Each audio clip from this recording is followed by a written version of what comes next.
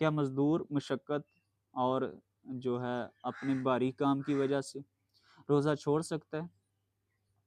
مزدور جو ہے وہ روزہ کبھی بھی نہیں چھوڑ سکتا۔ اب دوسری چیز یہ ہے کہ مزدور کو کرنا کیا چاہیے۔ تو اس صورت میں سب سے پہلا عملی کام یہ ہے کہ مزدور جو ہے وہ اپنا کام کم کر دے، اور شریعت نے اس صورت میں مالک کو بھی رہنمائی کی ہے کہ رمضان المبارک میں مزدوروں کے لیے، غلاموں کے لیے آسانیاں پیدا کرو۔ بلکہ یہیں تک ہی نہیں، شریعت نے یہاں تک کہا ہے اپنی زکوٰۃ کے ساتھ، اپنے جو صدقہ و خیرات کے ساتھ، ان مزدوروں کے ساتھ ایک مزدوری کے علاوہ بھی تعاون کیا جائے تو اللہ تعالیٰ کہ ہاں یہ بہت بڑی نیکی ہے۔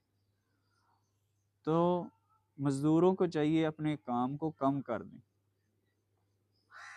یا دوسری صورت اس کی یہ ہو سکتی ہے کہ وہ دن کو کام نہ کریں، رات کو کام کر لیں۔ ہمارے کراچی میں جتنے بھی لوگ ہیں وہ دن کو روزہ رکھتے ہیں، رات کو کام کرتے ہیں۔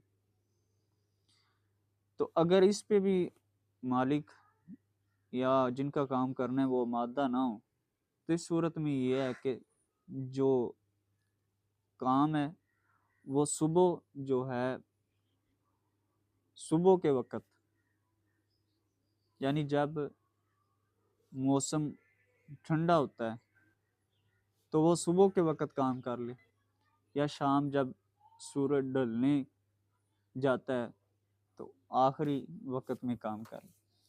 تو مزدور کے لیے روزہ چھوڑنا کسی حالت میں بھی جائز نہیں ہے۔ اور عمومی طور پہ علماء نے یہ لکھا ہے کہ اگر مزدور ہے اس کو کام بھی کرنا ہے تو اس کو چاہیے روزہ روز رکھے، روزہ چھوڑے نا۔